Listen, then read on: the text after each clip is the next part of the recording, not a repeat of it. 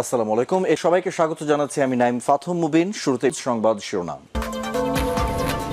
বাংলাদেশের সর্বশেষ গুরুত্বপূর্ণ আপডেট সংবাদে আপনাকে স্বাগত। শুরুতেই সংবাদ শিরোনাম, পরে বিস্তারিত।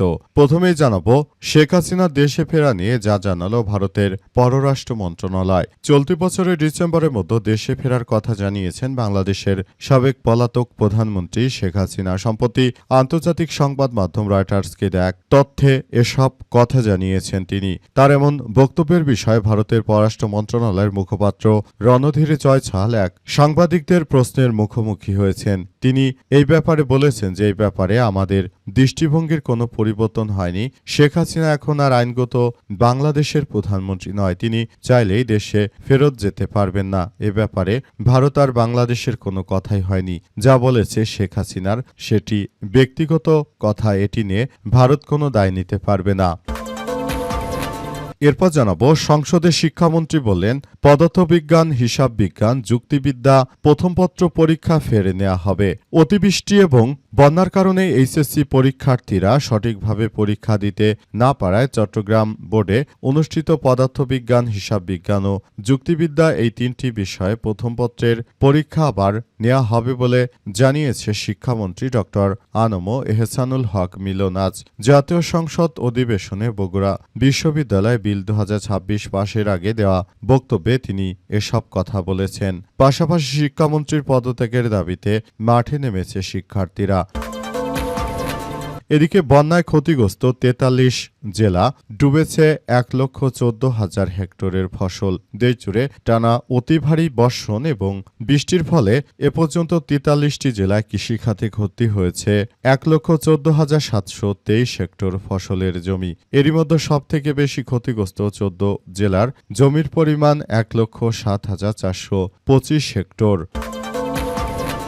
এবারে জানাবো যারা জনগণের টাকা আত্মসাৎ করবে না তাদের হাতেই নগরীর দায়িত্ব দিতে হবে বললেন সেলিম উদ্দিন। জামাত নেতা সেলিম উদ্দিন জানিয়েছেন যে আমরা বাংলাদেশটাকে এক নতুন অধ্যায়ে সাজাতে চাই। যারা বাংলাদেশের ক্ষতি করছে, যারা দেশের টাকা আত্মসাৎ করেছে, এমন কোন লোককে দেশের রাষ্ট্র ক্ষমতায় আমরা কখনো বসাবো না। যাদেরকে আমরা ক্ষমতায় বসিয়েছি অবশ্যই তাদের ব্যাপারগুলো আমাদেরকে খুব সুন্দরভাবে পর্যবেক্ষণ করতে হবে। যদি তারা এই বিষয়গুলো এভাবেই চালিয়ে নেয় তাহলে ভবিষ্যতে এটি আমাদের জন্য এক ভয়াবহ বিপর্যয়কর পরিস্থিতির দিকে ঠেলে দিবে। তাই বিষয়গুলো নিয়ে আমরা সবাই খুবই সতর্ক অবস্থানে রয়েছে। আর কোনো চাঁদাবাজ, রাহাজানিকারক সন্ত্রাসীদেরকে ভোট দেব না। এবং সর্বশেষ জানাবো সৌদি আরব এবং ইয়েমেনের হুতি বিদ্রোহীদের মধ্যে সংঘাত ছড়িয়ে পড়ার আশঙ্কা। ইয়েমেনের হুতি বিদ্রোহীরা ৪ বছরের অনানুষ্ঠানিক যুদ্ধবিরতি ভেঙে সৌদি আরবের দিকে আবারও ব্যাপক ক্ষেপণাস্ত্র নিক্ষেপ করতে শুরু করেছে। হুতিদের অভিযোগ, সোমবার তাদের নিয়ন্ত্রিত সানার আন্তর্জাতিক বিমানবন্দরে সৌদি সমর্থিত বাহিনী বিমান হামলা চালিয়েছে। এর জবাব হিসেবেই তারা এই হামলা চালাতে শুরু করেছে। জানা গেছে যে সৌদির বর্তমান যিনি রয়েছেন তিনি মূলত ট্রাম্পের সংকেত পাওয়ার পরই ইয়েমেনের হুতি বিদ্রোহীদের ওই বিমানবন্দরে হামলা চালায়। এর জবাব দিতে শুরু করেছে হুতিরা। এর ফলে সৌদির সঙ্গে এবার ব্যাপক পাল্টাপাল্টি হামলা শুরু হচ্ছে হুতি এবং সৌদি আরব বা ইয়েমেন বা সৌদির মধ্যে। প্রিয় দর্শক, এই যুদ্ধ কোন পর্যায়ে যেতে পারে বলে আপনি মনে করেন সেটি আমাদেরকে জানিয়ে দিতে পারেন। এতক্ষণ শুনছিলেন সংবাদ শিরোনাম, এবারে বিস্তারিত। তবে তার আগে বন্ধুরা অনুরোধ থাকবে এই সংবাদটিতে একটি লাইক দিন।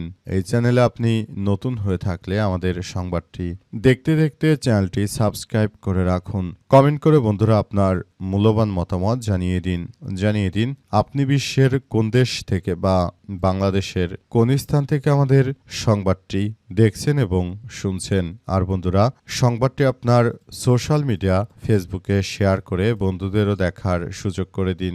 গাজা যুদ্ধে আপনি যদি নিরীহ ফিলিস্তিনিদের ভালোবেসে থাকেন বন্ধুরা কমেন্টে ইয়েস লিখে পুরো বিশ্ববাসীকে আমাদের এই তাজা আপডেটটি দেখার সুযোগ করে দিন। এবারে বিস্তারিত। সংসদে শিক্ষামন্ত্রী বললেন পদার্থ, হিসাব ও যুক্তিবিদ্যা প্রথম পত্র পরীক্ষা ফের নেওয়া হবে। অতিবৃষ্টি এবং বন্যার কারণে এইচএসসি পরীক্ষার্থীরা সঠিকভাবে পরীক্ষা দিতে না পারায় চট্টগ্রাম বোর্ডে অনুষ্ঠিত পদার্থবিজ্ঞান, হিসাব বিজ্ঞান ও যুক্তিবিদ্যা এই 3টি বিষয়ে প্রথম পত্রের পরীক্ষা আবার নেওয়া হবে বলে জানিয়েছেন শিক্ষামন্ত্রী ডক্টর আনম এহসানুল হক মিলন। আজ জাতীয় সংসদ অধিবেশনে বক্তব্য দিয়ে তিনি বগুড়া বিশ্ববিদ্যালয় বিল 2026 পাশের আগে দেওয়া বক্তব্যে এমন কথা জানান। ডেপুটি স্পিকার ব্যারিস্টার কায়সার কামালের অধিবেশনে সভাপতিত্বে এসব কথা জানিয়েছেন মিলন। তবে মিলনের বিরুদ্ধে শিক্ষার্থীরা যে গুরুতর অভিযোগ এনেছে তার পদত্যাগ করতে হবে, সেই পদত্যাগের বিষয় নিয়ে এখনো মিলন কোনরূপ মুখ খোলেনি। তিনি আসলে মুখ না খোলায় সবাই বলাবলি করছে যে ক্ষমতার লোভে পেয়ে গেছে তারা ক্ষমতায় বসার পর আর কোনোভাবে তারা দায়িত্ব ছাড়তে চাইছে না। তাদেরকে বলতে চাই এখনো সময় আছে, তোমরা দায়িত্ব ছেড়ে দাও। যদি দায়িত্ব না ছাড়ো দেশের জনগণ কিন্তু তোমাদেরকে আর কোনোভাবেই ছাড় দেবে না। যে কোনো মূল্যে তারা কিন্তু আবার বিষয়গুলো খুব গুরুত্ব সহকারে দেখভাল করছে। বিষয়গুলো নিয়ে সবাইকে খুব গুরুত্ব সহকারে কার্যক্রম চালিয়ে যেতে হবে বলে জানান তিনি। শিক্ষামন্ত্রী মিলনের যতক্ষণ পর্যন্ত পদত্যাগ না হচ্ছে ততক্ষণ পর্যন্ত কোমলমতি শিক্ষার্থীরা তারা ঘরে ফিরতে চাচ্ছে না। তাদের কথা হচ্ছে এমন অকাল কুসুমড এই শিক্ষামন্ত্রীর পদত্যাগ না করানো পর্যন্ত তারা ঘরে ফিরবে না। যতক্ষণ পর্যন্ত তিনি থাকবেন ততক্ষণ পর্যন্ত শিক্ষার্থীরাও রাজপথে থাকবে এবং মিলনের পদত্যাগ ছাড়া কেউই ঘরে ফিরতে চাইছে না। অবস্থায় বিএনপি সরকার কঠোর বিপাকে পড়েছে। যারা জনগণের টাকা আত্মসাৎ করে তাদের হাতে নগরীর দায়িত্ব দেব না বললেন সেলিম উদ্দিন। জামাত নেতা সেলিম উদ্দিন জানিয়েছেন যে বিএনপির নেতৃত্ববৃন্দরা তারা মূলত দেশের টাকা আত্মসাৎ করেছে, যারা মূলত দেশটাকে তছনছ করে দিয়েছে। চাঁদাবাজি, রাহাজানি, সন্ত্রাসী এমন কোনো কাজ নেই যেটা তারা করেনি। তাদের হাতে আমরা আগামীতে নগরীর দায়িত্ব দেব না। আগামী জাতীয় সংসদ নির্বাচন নয় বরং মেয়রের নির্বাচনে তিনি সেলিম উদ্দিন তিনি ঢাকা মহানগরী থেকে তিনি মেয়রের পদে নির্বাচন করবেন। সুতরাং বিষয়গুলো খুবই গুরুত্বপূর্ণ একটি অধ্যায় হিসেবে দাঁড়িয়েছে। তাই এই বিষয়গুলো নিয়ে তিনি আরও জানিয়েছেন যে আমি বলতে চাই এখনই সময়, এখনই জনগণকে বুঝতে হবে যে তাদেরকে আসলে ভোট দেওয়া চলবে না। তারা দেশের জনগণের বিরুদ্ধে যে ধরনের মুনাফিকি কার্যক্রম শুরু করেছে, তারা আসলে রাষ্ট্র কাঠামো যেভাবে ধ্বংস করেছে, তাদেরকে এদেশের জনগণ কেউই ভোট দেবে না। দেশটাকে সুন্দরভাবে পরিচালিত করতে হলে আমাদের সবাইকে খুব গুরুত্ব সহকারে কার্যক্রম চালিয়ে যেতে হবে। বিষয়গুলো আমরা ভেবেই আসলে এগিয়ে যাচ্ছি। আগামীতে সুন্দর ও সমৃদ্ধির একটি রাষ্ট্র কাঠামো আমরা গড়ে তুলতে চাই, যেখানে কোনো সমস্যা থাকবে না। চাঁদাবাজ, রাহাজানিকারক সন্ত্রাসীদের হাতে কেউ ক্ষমতা দিবে না বলে জানিয়েছেন সেলিম উদ্দিন। তিনি বিষয়গুলো নিয়ে খুবই গুরুত্ব সহকারে কার্যক্রম চালিয়ে যাওয়ার ব্যবস্থা গ্রহণ করেছেন। সেলিম উদ্দিন জানান যে কোনো মূল্যে এই চাঁদাবাজ, রাহাজানিকারক ও সন্ত্রাসীদের বিরুদ্ধে আমাদের সবাইকে মাঠে নামতে হবে। আমরা কোনো ধরনের চাঁদাবাজ, সন্ত্রাসীদের হাতে রাষ্ট্র কাঠামো দেব না। তারা দেশটাকে আবারও ওলটপালট করে দেওয়ার যে ষড়যন্ত্র শুরু করেছে সেটি আর হতে দেওয়া হবে না বলে জানান সেলিম উদ্দিন। শেখ হাসিনা দেশে ফেরা নিয়ে যা জানালো ভারতের পররাষ্ট্র মন্ত্রণালয়। চলতি বছরের ডিসেম্বরের মধ্যে দেশে ফেরার কথা জানিয়ে বাংলাদেশের সাবেক প্রধানমন্ত্রী শেখ হাসিনা তিনি রয়টার্সের কাছে একটি সাক্ষাৎকার দিয়েছেন। সেখানে তিনি বলেছেন যে চলতি বছরের মধ্যেই তিনি নাকি দেশে ফেরত আসবেন, তাই তার নেতাকর্মীদের সবাইকে সেভাবে প্রস্তুতি নেয়ার কথা জানিয়েছেন শেখ হাসিনা। কিন্তু ভারতের পররাষ্ট্র মন্ত্রণালয়ের মুখপাত্র রণধীর জয়সওয়াল তিনি জানিয়েছেন যে বাংলাদেশের পলাতক প্রধানমন্ত্রী শেখ হাসিনার ব্যাপার নিয়ে আমরা কোনো কিছুই জানি না। তিনি রয়টার্সকে কি বলেছেন কিংবা কবে তিনি ফেরত যাবেন সে বিষয়টি সম্পর্কে আমরা কোনো কিছুই জানি না, বরং আমরা বিষয়গুলো আপনাদের মুখ থেকেই মাত্র শুনলাম। যে সাংবাদিকরাই প্রশ্ন করেছিলেন তাদেরকে জানিয়েছেন রণধীর জয়সওয়াল আরও জানিয়েছেন যে আমি বিষয়গুলো শুনেছি এবং এগুলো নিয়ে বলতে চাই। এসব বিষয় নিয়ে আমাদের রাষ্ট্র এবং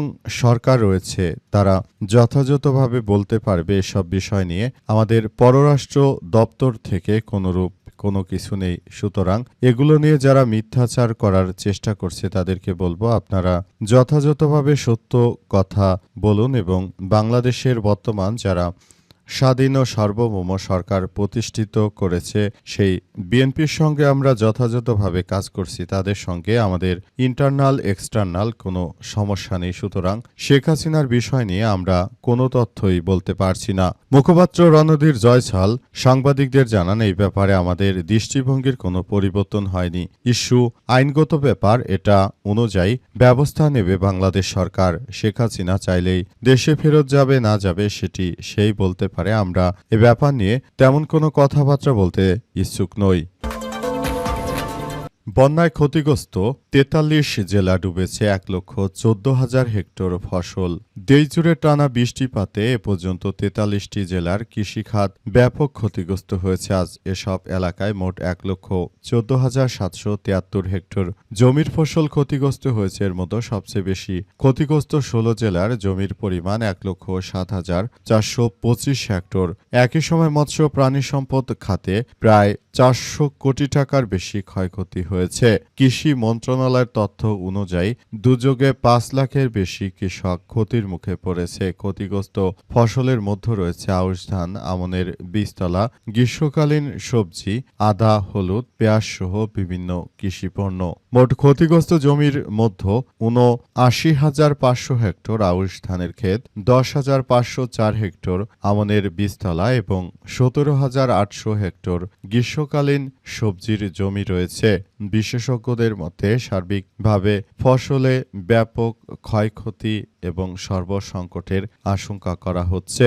মূলত দেশ জুড়ে এই ধরনের বন্যার পরিস্থিতির সৃষ্টি হওয়ার কারণে সারা দেশ জুড়ে ব্যাপক সমস্যার সৃষ্টি হয়েছে। সমস্যাগুলো মোকাবেলা করতে সরকার খুব প্রচেষ্টা চালাচ্ছে, কিন্তু ভয়াবহ এই বন্যার কারণে দেশ জুড়ে এক ব্যাপক সমস্যার সৃষ্টি হচ্ছে। সমস্যা কতদূর গড়াবে শেষ পর্যন্ত, এটি কোথায় যাবে সেটি এখন পর্যন্ত বলা যাচ্ছে না। সবকিছু খুবই খারাপের দিকে চলে যাচ্ছে। শেষ পর্যন্ত এই পরিস্থিতি কোন দিকে যায় সেটি এখন পর্যন্ত বলা যাচ্ছে না। সবকিছু খারাপের দিকে চলে যাচ্ছে।